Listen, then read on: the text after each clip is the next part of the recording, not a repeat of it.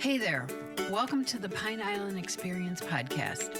I'm Joanna Anderson with my husband, Trygve. Each of our episodes will be conversations with fellow Pine Islanders. The goal of our podcast is to share with you our experiences, what we have found to be fun, and what makes the Pine Island experience so unique.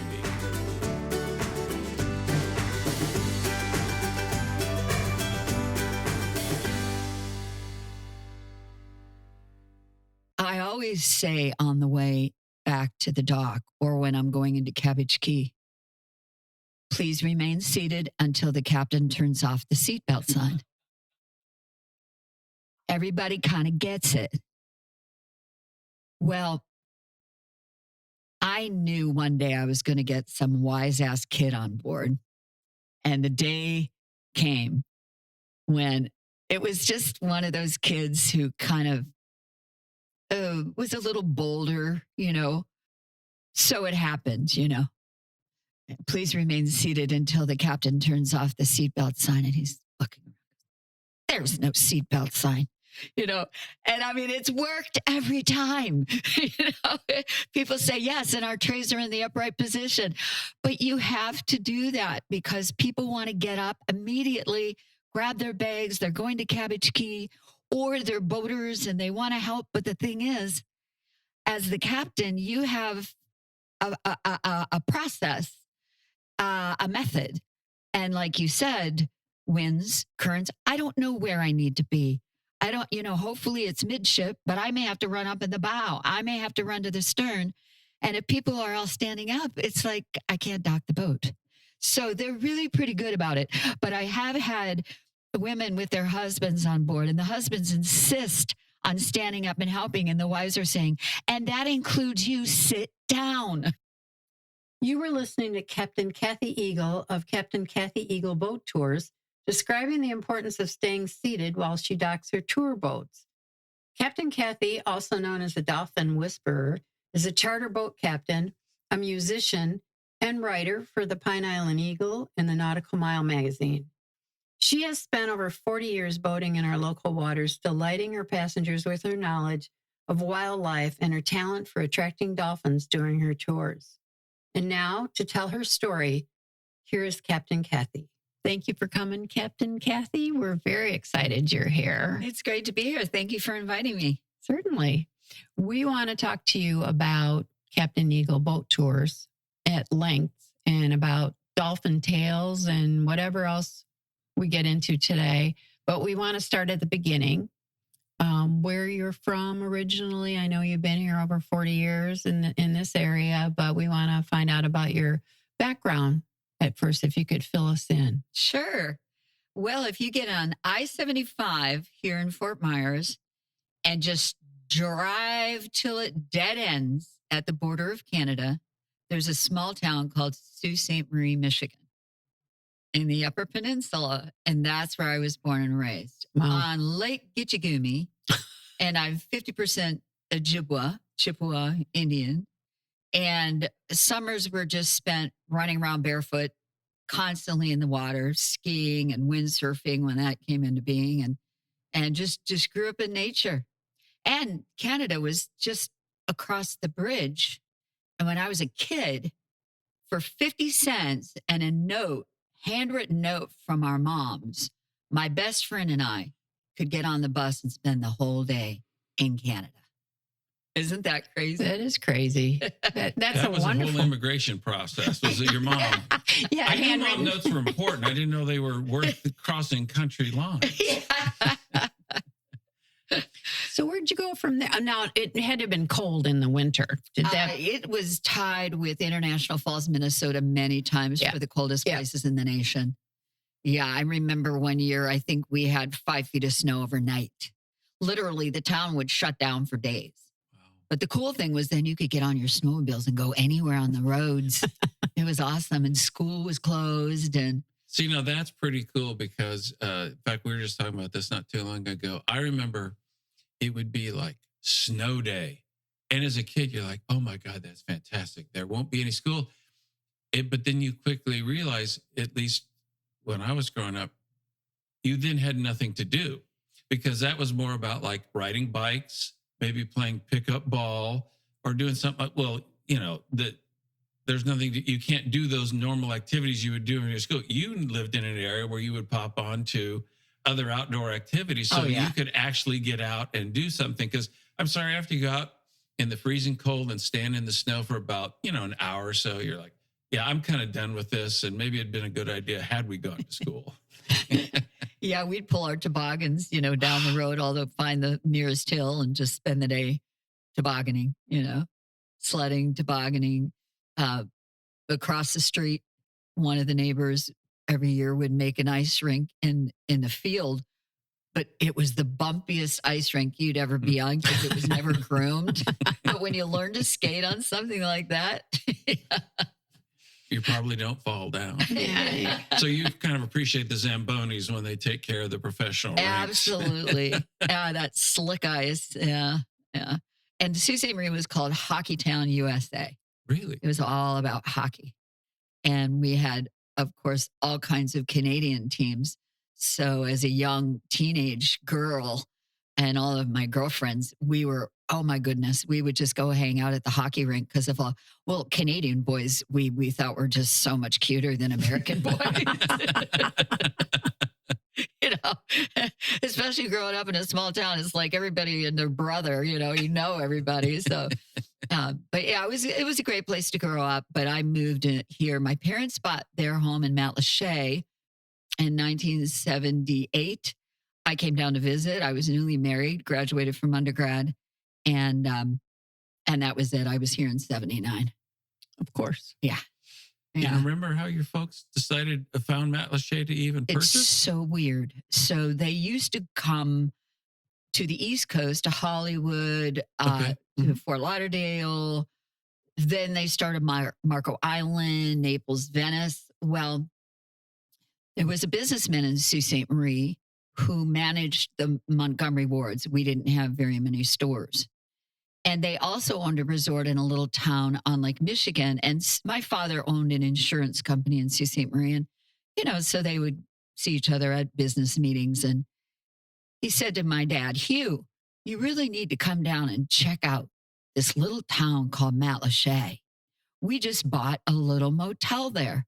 And if you go up Island Avenue and make that left behind, I think it's a Remax now. It used to be the Pampered Pup. There's a little, I don't know, maybe 6 or 8 unit little motel. That's what he bought. Now, how he found it, I have no idea. But my parents came down and the first house they looked at was the house now that my oldest brother lives in. Parents passed away, but my dad tells the story that the realtor who showed them the house said, wait a minute, where did you say you were from? And my dad said, Sault Ste. Marie, Michigan. He said, the people across the street are from Sault Ste. Marie, Michigan. This is another family from Sault Ste. Marie who used to live behind our home and owned the creamery in town. How did these people, it's like people just came down I-75 and went, let's drive to Pine Island. What is that? And they found it just like that, Wow. And actually, back then, I-75 wasn't even completed. It was US 41. Yeah, that's correct. Yes. But it was like that north-south corridor that if you lived in the Midwest, you came to the west side of Florida. If you lived on the East Coast, you drove down A1A to the East Coast. Now, of course, that's all changed. But that's kind of the way it was. You want to get out of the snow, you get on US 41 and just drive south. It's always fascinating to us because even now, if that rings a bell, right? They said, no, we've moved south to, Pine Island. People go, oh, you left Florida or where in Florida? Just no recollection. So then you start saying, have you heard of Fort Myers? Or maybe Naples, you at least give them. And now almost everybody here, it's like somebody brought them on a fishing trip or somebody invited them to something, but it is kind of interesting that it's not just something that, well, even out on 75 here, you don't really drive past Pine Island. You get close to it. Right. Or, an actual attempt to get over here to find the place. But it is kind of fascinating how, this is so dominated by the Midwest, and you might be right. It's just an easy hop on 75 for most of the Midwest. You can get to 75 and just head south. That's it. I had people from Wisconsin who were vacationing in Bradenton, they went on a tour with me on Saturday, the Dolphin and Nature Tour and Lunch on Cabbage Key. And when they first contacted me, I said, "You do realize that, I mean, I'm an hour and a half, 2 hours away from you. Certainly there, are other boat tours. I just want you to be aware of that." They said, "Oh no, we hear you're the best and we're going to drive." And that was really a compliment. That it's like somebody who told somebody, who was on my tour, and they made the trip. And thank God we saw like 12 dolphins and we rode in the wake and about 8 manatee and an alligator. It was like the grand slam, Yeah. But it's like you said, it's word of mouth. Yeah. But you are the Dolphin Whisperer. That's what they say, but it's not a whisper. I don't know if you want me to do it. Go ahead. That's what does it? Yeah. Oh, wow. That's the secret. Now they're all going to do it now. I get people sending me videos from other places, all over the place. And they're sending it to me, and they're on another dolphin tour, and they're using my call. See? And the dolphin are riding in the wake, and they're going, "Look, it works." Well, no, they thought it was you. So, out of curiosity, you mentioned undergraduate degree. What's your degree in? My bachelor's degree is in social work, and I have a master's degree in theology. Mm-hmm. Okay. So my motto is I marry and bury them, but hopefully not on the same day. I do a lot of burials at sea and, just small weddings on Pelican Bay on a sandbar or North Captiva. And just found it interesting, but never wanted to be in like a pastor of a church or anything. I just wanted, to me, I tell people now I worship in the Church of the Dolphins. After many years of being a musician in different churches, that's where I like to be. Yeah. And when did you first get exposed to boating then? Oh, as an infant. Really? Okay. Oh, yeah. Yeah. Growing up on Lake Gitchagumi, growing up on Lake Superior, of course, your boating season was only a few months. And so to be able to boat 365 days out of the year is just awesome. Yeah. It's wonderful. Those summers, I tell people that my favorite fragrance as a young girl was gasoline because it meant we were going water skiing and going boating. So that's when you were first introduced really to boats. Uh-huh. So did you always have a love of boats? I mean, what made you decide on a boat tours as a business? Well, it's interesting. I just noticed a friend gave me a candle, and I'm a Cancer, and it says you're a water sign. Okay, so when you talk to people about other captains, we just say it's in our blood. It's just in our blood. And I bought a home on Usepa Island in 2004. And the only way to get there is by boat. So it was all of your groceries. And I have 5 children and now 5 grandchildren and dogs. And we'd go for the holidays. And the only way to get there is by boat. And I would navigate at night by myself. And I loved it out there, even by myself. Some people would be like, "You're going out there at 11 o'clock at night." I'm like, "Well, I'm going home to the island. And it's beautiful. There's no light pollution. It's just, as long as you get a little bit of starlight and moonlight, it's, otherwise you turn on your spotlight." No, I think it's just in your blood. Wow. That is interesting, though, that if there's a lot of nice things, but the lack of light pollution, I can remember you fly into major cities and there's that orangey glow, and you'd look up, people would say, "Oh, like a certain event was happening in the night sky." Well, you don't see it at all. And you come here and you look up and you say, "Wow, I can see the sky now." Yes, and it's beautiful, isn't it? Mm-hmm. I have 2 small dogs, and one is just a year old. So I usually get up around 3:30. They wake me up. Mm-hmm. And sometimes I'm like, "Oh, geez, really? We want to go outside." But I love it because you get out there and you look up and it's like, wow, I wouldn't have seen this if these little pups didn't wake me up. And it is beautiful. We live in a beautiful area out here in Pine Island. It's gorgeous. So with the dolphins and the other nature, and you just mentioned like coming across an alligators, all those things. Have you done any studying, or is it just all like firsthand experience being out there in nature? Or, kind of the background that's led you into kind of taking people for nature tours. Well, it started out when I lived on Yusepa. I was involved in a church and I was doing women's retreats on the island. And I thought, well, maybe I'll get my captain's license. And that way I'll be a little bit more believable. Like you're not just getting on a boat with a random woman who doesn't know what she's doing, and then one thing led to another. But I started, it was the worst bout of red tide. I think it was 2018. And just before red tide, I thought, I'd like to write about dolphins, and maybe the Pine Island Eagle would publish my articles. So I wrote a few of them. And at the time, it was, I believe, Ed Franks was the editor. And he loved the articles. And just as I was about to be published in the Pine Island Eagle, the whole newspaper was filled with red tide. Nobody wanted to hear about happy dolphins. And then Ed left, and I waited about a year. And I sent another email and my articles because I realized there was a new editor. Well, as it turns out, this woman, Paulette LeBlanc, had featured me on the cover of a magazine years prior. And I was, Paulette? She said, I'm the new editor to the Pine Island Eagle. And she'd been on my retreat on Yusepa Island as well. And so I was thrilled that she said, come on. She went to her, chief editor for The Breeze and, her boss. And she said, yes, let's do it once a month.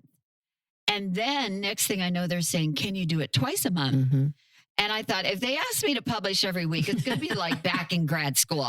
I'll do twice a month. I get a little break. But, so I will write about dolphins, but also sea turtles and manatees. I wrote on starfish and stingrays and birds. I mean, our seabirds are just fascinating. The magnificent frigate bird, the brown pelican, the white pelicans.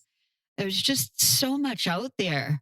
The seahorses, I can't recall why I decided to research the seahorses. So what you're asking is how do I research now, therefore I have so much in my head that when people get on my boat, it's like I can not answer every question. And I'm fascinated when they ask one that I can't answer, but then it causes me to do the research.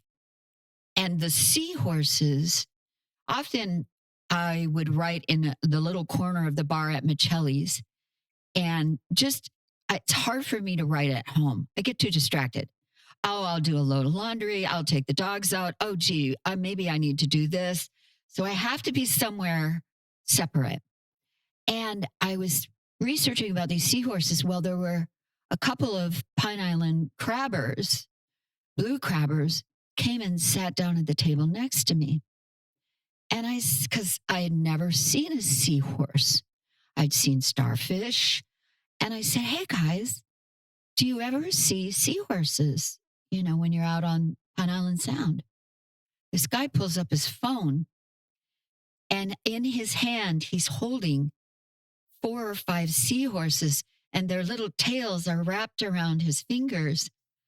He said, they're always on my crab traps. Really? Because seahorses just float with the currents. They have like 2 little teeny weeny little fins on the sides of their head, but they just drift. And they get separated from their people, their little other seahorse families. So they wrap their tails around the crab traps, and then they can eat off whatever little things are growing on the crab trap. And I was just fascinated.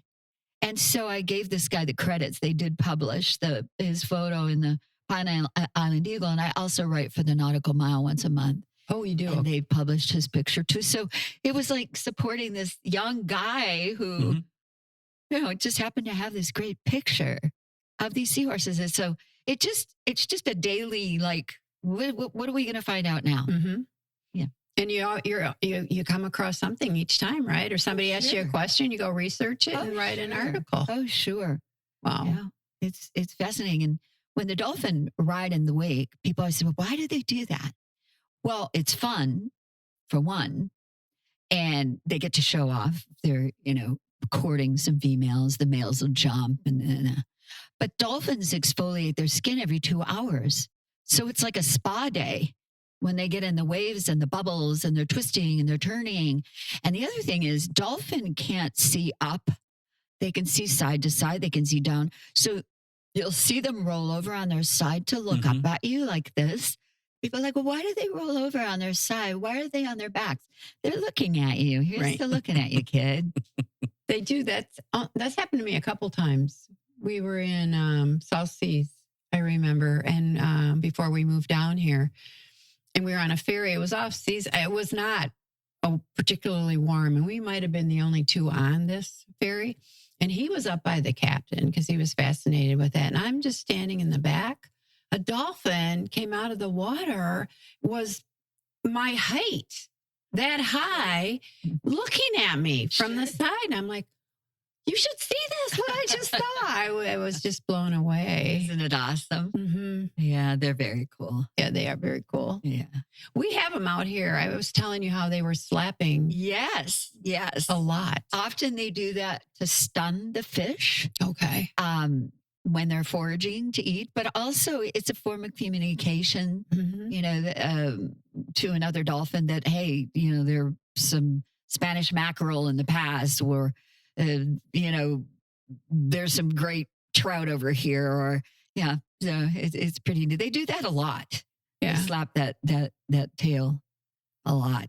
Well, we've thanked our neighbors. They added a lift in the last couple of months, and it already is a 90 off the canal. And I can only guess that now there's 8 pilings instead of 4, and fish like structure. And they love, now they were coming before, but now they come almost daily or every other day because they can trap the fish there and get a nice little snack while they're down there. Absolutely. And your writing environment's interesting because we went to Randy Wayne White. Yes. That's hard to say in one phrase. Yes. He explained one time that he would go into some of the dock fords prior to their opening and right in the corner of the restaurant. Yes. And I think for him too, getting out of the house, possibly distractions at home, very much like you hanging out in the corner with Chelly's. That's interesting about the environment that it takes to be creative and to write. And even before the dock fords, he used to write at the Turpin Lodge. Oh, was it? Okay. Because he lived just across the street up on the hill. Mm-hmm. Yep. Well, you reminded me of him when you were talking about out there by yourself at night in the moonlight. He was always writing about that because he was a guide. He was before. a guide. Yeah. And he was speaking from experience. Right. Being out there where you are in the moonlight. And he loved it. Right. Absolutely. Yeah. And I don't fish, but I know that at night, if you're wanting to fish for sharks, they're very active at night. And some people just love shark fishing. I mean, I've caught shark before, but, to each their own. Yeah, we're like, get it off our line. So on the tours, tell us a little bit about the boats that you take people out on. Well, I have 2 boats. I did lose my 25-foot World Cat in Hurricanian, Wings to Fly. She was my baby. Oh. I bought her in 2005, I believe. And she was on a lift at the Basilla Island Marina Club, and things just got pretty ugly. And the fuel tanks filled with water, and we tried to save her, but she was sinking. And so lost her, but I have a new 26-foot Hurricane. And it's an interesting story because it was my brother Steve's boat. And if being from Wisconsin, Ohio, Michigan, you may have heard of Mackinac Island. Yes. Mm-hmm. He's a former Commodore of the Mackinac Island Yacht Club. And this was a boat that he's a snowbird. It was a boat that he was, kind of his runaround little boat, but he was considering selling it and getting something else. And so when I lost Wings to Fly, I texted him. I said, "Hey, would you consider selling Squallow? It's named after their golden retriever. Like, thank you, Squall, like storm, and it's a 26-foot hurricane." And it was in a text message. And about 5 minutes later, they called, he and his wife, and said, "Hey, we're really sorry, but Squallow's not for sale." I said, "Listen, I totally understand." They said, "No, you don't. We're giving her to you." Oh.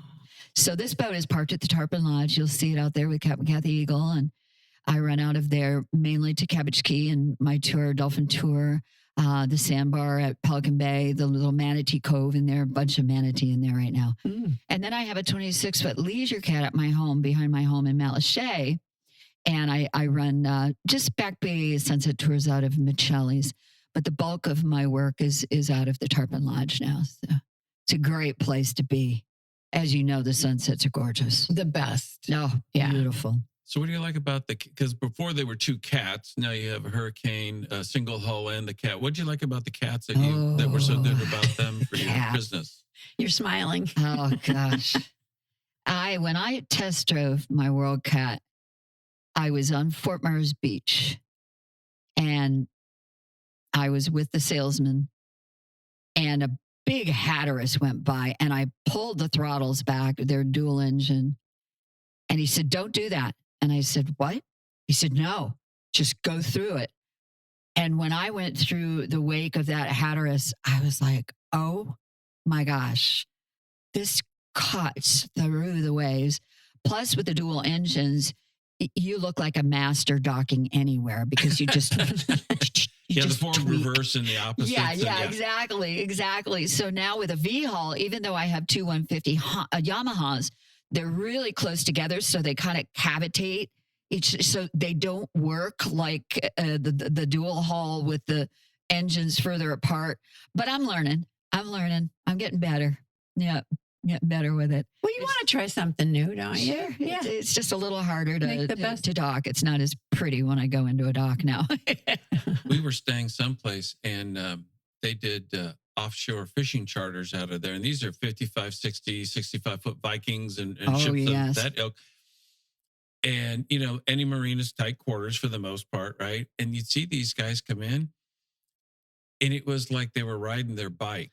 They're standing backwards, and they got their hands behind them. And it's just, I think, and I realized, two engines properly separated, to your point, make a huge difference. Now, not counting, what's a little thing under the water that really large vessels have? A keel. Thrusters, or like ball thrusters. Like a thruster or something to help you out. But it seems like once you master that to your point, you just look like nobody's business when that thing. I watched a boat come into Cabbage Key. I was sitting on my boat waiting for my guests, and I'm not sure the size of the boat, probably 50 foot, maybe larger. Everybody on the boat was so calm. Like, sometimes people come in and they're just like freaked out. They don't know what to do. It's like they'll come in with bumpers, but no lines. Like, they have no lines attached to the boat. The dockmaster's like, "Really, people? Like, how do you want me to tie you up?" "Oh, but you got your bumpers." But this boat, I watched this boat. I was in, like you said, I was in I wanted to just ring my bell and applaud because it looked effortless. And it's like the people on board just knew, this captain knew what he was doing. They were just relaxed, nothing. The dockmaster is not shouting. It was beautiful.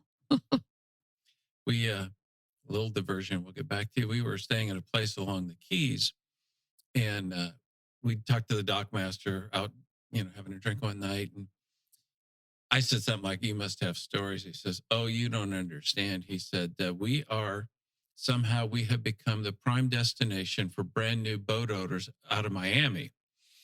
And he said, they refuse training. They won't accept it. They won't do it. They've not gone to any courses. And I said, "Well, how does, what are the manifestations of that?" And he says, "Well, they come in, and there was a kind of a curvy channel to get back to the docking area. So I think, to your point, the panic starts to rise. And particularly if it's a big vessel, they'll send some dock hands or somebody out. And he said, it'll be things like we say, throw us your lines. And they'll throw the line, but not attached to a cleat on the boat. Or the other one was this one gentleman, they kept saying, turn it around, back it in, back it in. And the guy wouldn't do it. So I thought, well, if that's how he wants to get tied up, then he goes, we're having trouble getting on and off the boat because the little fingerlings weren't overly long. And it's like, well, we told you.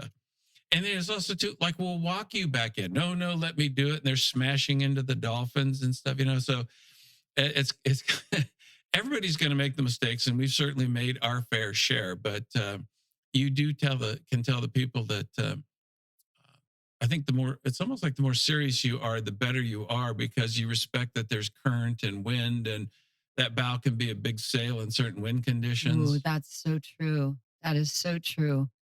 The water's always moving. Yes. And no brakes, right? I think people forget there's no brakes on a boat. Exactly. And sometimes it really catches you by surprise. You got the current running and the wind blowing in the same direction, and you think you're clearing a pylon, you're about midship, but your stern can still hit because the wind is blowing you. You've got to know the speed to get past it, and or go slow if you don't know. Yeah. That's what I tell people, go slow. What we hear one time, the best rule is only go as fast as you're willing to get hit or hit something, which is a long way to say just go really, really slow. And as we say, there are two kinds of boaters here in Southwest Florida. Okay. Those who have gone aground and those who will go aground. Oh. And the others are lying. You see, and even the best of captains go aground. Or if you see rental on the side of the vessel, get away. We turn the other direction just to be safe. Just to give them room. So talk about the kinds of tours that you do for people. Well, the Dolphin and Nature Tour is the most popular. It's 2 hours out of Tarpon Lodge, and we stay in Pine Island Sound. Again, looking for the bottlenose dolphin. And their life expectancy is up to 50 years.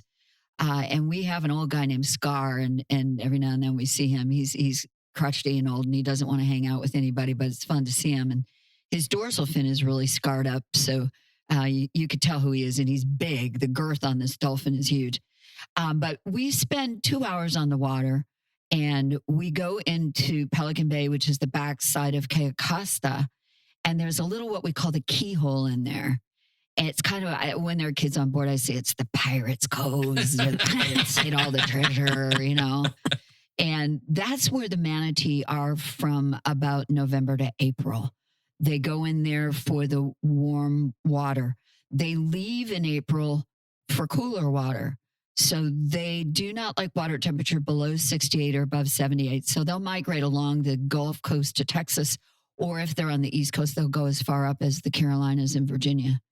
So we do that, and then we stop at the little sandbar in Pelican Bay, so kids can get their toes in the sand, pick up a few shells, and then back to the dock. Now, the second option for that is a stop at Cabbage Key for lunch, which I highly recommend. It's a $50 extra, but you've got an hour and a half on Cabbage Key. There's a water tower to climb, or go for tortoise burrows. Occasionally manatee in the cove, a nice gift shop, $90,000 bills hanging off the wall, 90,000 of them. And so it's a great experience if you've never been there to experience that. And then I also do burials at sea. I've got a lot of Neptunes out there. I call them my Neptunes. If I'm ever out by myself in a storm, I go, all right, guys, I need a little help here. Guide the boat. Can't see, it's pouring rain. And so I do offer the ash scattering. I have had people call for full body burials, and I said, no, you have to go like 30 miles offshore. I'm like, no, I don't want dead bodies on my boat. No, thank you. It's legal, but it's way offshore. Yeah, but it's way offshore. I think they do a lot more of those from what I've read is off the West Coast. Okay. Of the United States. I don't know how many of them are done or the here. left coast. We like to think of Florida.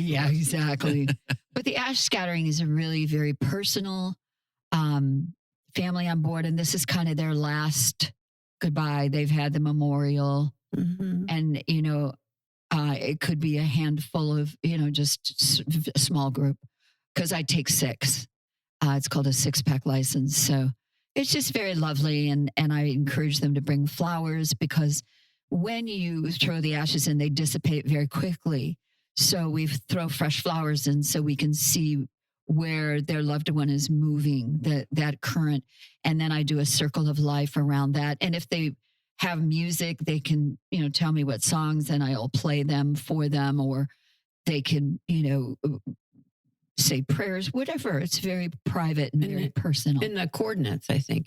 And I give them the coordinates. Yeah. That was when I read that, I started getting teared up, because so anywhere must be on Google special. Earth, they can go, yes, that's where we were. That's a great idea. I have a great story about a man that was flying in from Oregon, and his father had been, in the business end of Lee Memorial Hospital back in the day, like, one of the CEOs or whatever. And his father had passed, but it was his mother's ashes, and her wishes were to be spread out in Charlotte Harbor. Apparently they'd done a lot of boating and fishing there. So he's flying in from Oregon, and it's just a single guy. There was no family. So I asked another captain to come with me, Captain Jack. And we had been having some pretty bad weather, particularly in Southwest Cape. There had been tornadoes like in the days previous. But I said, listen, we've got a window here. I'm looking at my radar. I said, he's flown all this way. We really need to do this. Let's go. So, we get out there, and he's got a bottle of Irish whiskey and 3 shot glasses. And one was for his mom, one was for him, and one was for me. Of course, Captain Jack, there's another captain on board. Okay, fine. And so he tosses her ashes in, throws the Jameson, and all of a sudden the sky lights up with lightning. And I said, your mom was quite the Spitfire, wasn't she? And he said, oh, yes, she was. I said, well, there's your sign. Every time you see that lightning, that's your mama. And of course, we beeline for the dock. Oh, wow. It was like, I wish I'd met that woman. Well, she was there. Yes, of course. That's amazing. Of course. Then the little sunset tours I do the ash scattering from Michelle's too. That's just an hour and 15 minutes, but it's very affordable for everyone. $40 a person. If there are 2 people, it might be a lot to pay $340 for 2 hours out. And so the nice thing about the Michelle's tour, as I said, it's affordable. If it's just a couple or, a mom and a child, and they just want to get out on the water, it's a nice place we just go out to Matlacha Pass, under the bridge. Of course, it's a little bit now of more of a Matlacha disaster tour, I hate to say, because so many of the landmarks that were there, Hooked Island Grill and the old fish house, of course, Matlacha Wellness Center, the trailer park, I used to call it, this is Matlacha at its best. Buy a manufactured home, a trailer, paint it the most obnoxious color you can think of, plop it down on a leased piece of land, and this is your paradise. And so Matlacha, the colorfulness is a little bit drab right now, but we're coming back slowly but surely. Once that road gets finished, people can begin to have a vision of what they may want to do and what's possible.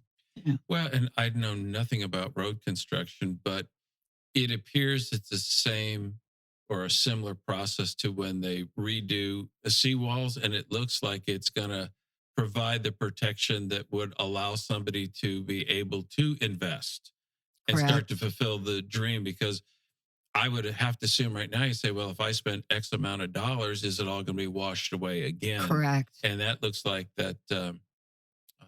Those are like massive pieces of steel. I think they're 65 feet long and they're pounding them through the limestone. These roads, I mean, it's a process, and everybody has to be patient, but it's the only way, as you said, to prevent this from happening again, to prevent the loss of the road. And thank God for, all of the captains. We were, essentially not doing tours for quite some time, but we were all out there moving people and food and water and whatever people needed, helping them move whatever they could out of their homes, taking people out there for the first time who didn't even know if they had a home. And it's like I wasn't a captain those days. It was the social worker and the theologian on those days, because people were grieving. And I would not mix groups if it was someone in that instance who just needed to find out what kind of damage. It was overwhelming. It was overwhelming for many people. But then I was bringing people out who wanted to volunteer to help. And everybody pitched in. As you know. The island was amazing. As you well know. So the good guest stories withholding names that you've either really enjoyed or were funny to you. I mean, I think when you've been out on the water as much as you've been, and there's just things that are normal but might shock people that aren't as familiar with the waters as you are. I always say on the way back to the dock or when I'm going into Cabbage Key, please remain seated until the captain turns off the seatbelts. Everybody kind of gets it. Well, I knew one day I was going to get some wise ass kid on board. And the day came when it was just one of those kids who kind of was a little bolder, So it happened, Please remain seated until the captain turns off the seatbelt sign. And he's looking. There's no seatbelt sign, And I mean, it's worked every time. People say yes, and our trays are in the upright position. But you have to do that because people want to get up immediately, grab their bags. They're going to Cabbage Key, or they're boaters and they want to help. But the thing is, as the captain, you have a process, a method. And like you said, winds, currents, I don't know where I need to be. I don't, hopefully it's midship, but I may have to run up in the bow. I may have to run to the stern. And if people are all standing up, it's like, I can't dock the boat. So they're really pretty good about it. But I have had women with their husbands on board, and the husbands insist on standing up and helping. And the wives are saying, and that includes you, sit down. Even though people are boaters, you don't know their level of skill. And if I sense that someone is very, very good with the lines, I will occasionally ask them, could you throw that to the dock master? Perfect. Great. But otherwise, stay out of the way. It's just, you have to. Just as on any of the other vessels, like the Lady Chadwick, please stay seated until the boat is completely secured at the dock. And the captain says, okay. Well, that's good. Then they know what they're supposed to do. Yes, because it's all about safety, fun and safety. Well, even on a recreational boat, what I've told people is, I'm not saying you're going to do anything wrong, but you don't know what's going on in my head in terms of, and mostly condition related, right? I mean, ideally you just pull in and you're going to tie up to starboard or port or something like that, but so often you don't know. And I mean, I've been turning into things or pulling in, and all of a sudden there's a gust of wind or I misjudged the current, and they're like over here trying to do something like that. And I'm like, no. Or sometimes they said, well, put that on and I'll use it as a spring and pull myself back to then I forget they don't know what that means. Right. So it is best a lot of times, to your point, I'd almost rather run and do something myself than undo something. Right. And it's true. Sometimes if you do have someone who can just throw a line to the dock master, because Cabbage Key can get crazy. Yeah. And, you've got, boats coming and going, and layers of boats all converging to find, what people don't realize is that Cabbage Key, I believe, has 60 mooring spaces, but they're designed for certain lengths and widths of boats. And you see people on boats, well, why can't I park there? Well, why can't I park there? And they won't listen to the dock master. They just see an empty space and they want to go for it. So it's so important to listen. I wrote an article on dolphins and dock masters.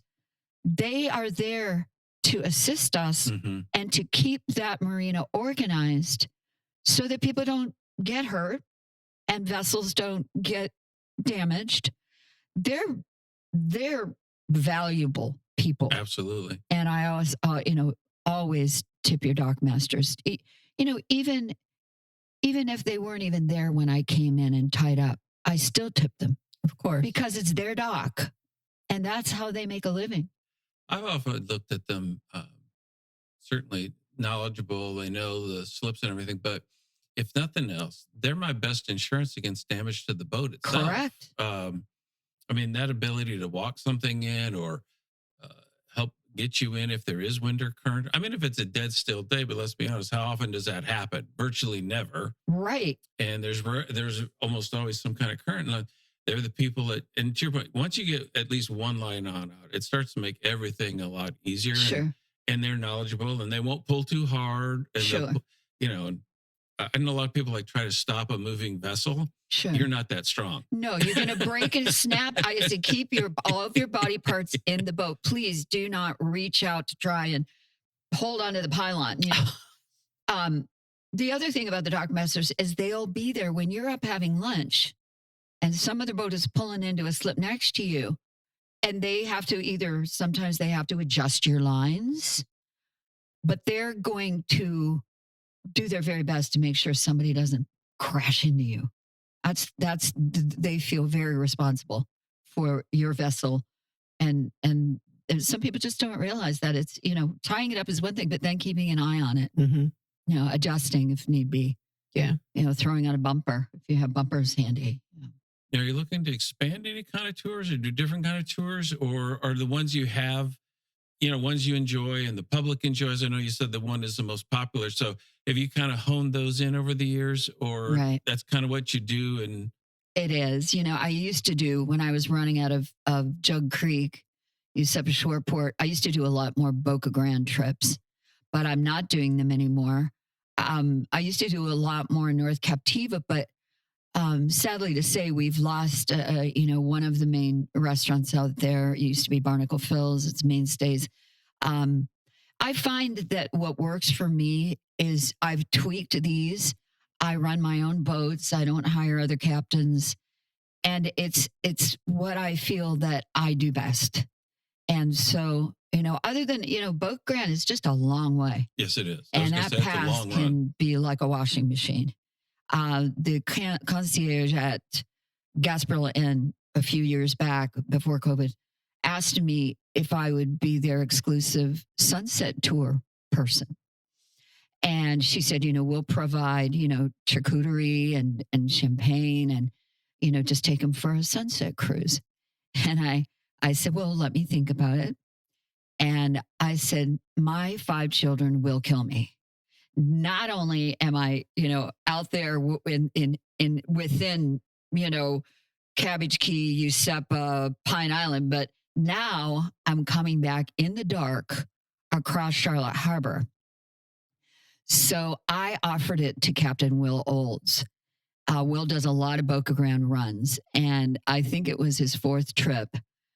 And it took him 30 minutes to get over there and 2.5 hours to get home. Ooh. The wind shifted out of the east. He was by himself with a handheld spotlight and the waves were coming over the bow. And he said, Kathy, you were right.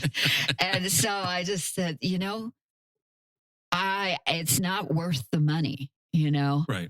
I mean, I get paid to go boating to keep my boat afloat, all the maintenance, my slip fees, the fuel. Otherwise, I'd be doing it anyway, Right. And it's just, it's a great way to stay on the water. Well, look at all the joy you're bringing your passengers. So It's really great. I mean, I have people who've been with me 9, 10 times. mhm. As soon as the snowbirds, as soon as they come down, they'll book 2 or 3 trips in advance. Right. You know, the grandkids are coming. We have friends coming because they know it's a sure thing. Yeah. And they're comfortable and they have a good time. So speaking of bookings, how best does somebody get a hold of you if they want to book a tour? They can go to Captain Cathy, CATHY.com, or Captain Cathy at CaptainCathy.com. And my phone number's on there. People do email me. But when I'm on the water, it's a lot easier if people shoot me a text. You know, hey, we're interested in a tour. And then I can text them. These are the tours I offer. It's just quick because I don't want to spend time. You know, I want to be with my passengers. The only time I really pick up my phone is to check the radar or to make a reservation at Cabbage Key. Cabbage Key does take reservations for those of us captains who are running daily. It's very nice of them to do so. They really honor the fact that we're bringing people there consistently. Mhm. And I noticed on your website, all your tours are on there, the price explanation that people can research you there before they, Right. you know, book. And then you have Facebook and Instagram both. Yeah, I guess I do. I'm not a big social media person. I try to at least throw up some pictures and say, yeah I'm still in business. No, I'm it looks good. Well, good. I don't have a social media person. But yeah, but this has been, is there anything that we haven't covered that you wanted to mention today? Just thank you for doing this for Pine Island. I think it's really cool because my daughter does a podcast. She's a realtor. And it's just becoming another way for people. Like sometimes you get tired of listening to the radio, Margaritaville. You want to listen to a podcast. You just kind of want to try something else. Yeah. And it's just really cool that you're doing it. And especially, you know, just lifting up this community. So thank you. Thank you for having me. Oh, our pleasure. We want to do this. We want to help. Great. And I hope it's helping. And you've been so enjoyable. Thank you. Thank you. And people need to read you in the Eagle too, because those articles are fascinating. I didn't know the pelicans were endangered till I read, you know, in the 70s until you wrote that. But no, and the dolphins, of course, you write about them. But Right. yeah, no, whatever you know pops in my head as start to research, and then it just kind of rolls with you find, oh, I didn't know that. I'm going to write about that. And that's why I think they're interesting because I don't know everything, but I want to learn. And you're learning. Yep. Perfect. Well, thank you for being here. Thank you so much. We hope you enjoyed our Pine Island Experience podcast. If you have any ideas for us, people to interview, or any comments, please feel free to email them to us at pineislandexperience@gmail.com. That's pineislandexperience, all one word, @gmail.com. Don't forget to like us, and you may subscribe to this podcast using all the major catchers like Apple iTunes, Google Podcasts, and Spotify. Thanks again for listening, and remember, island life is a constant vacation. We'll see you on the next podcast.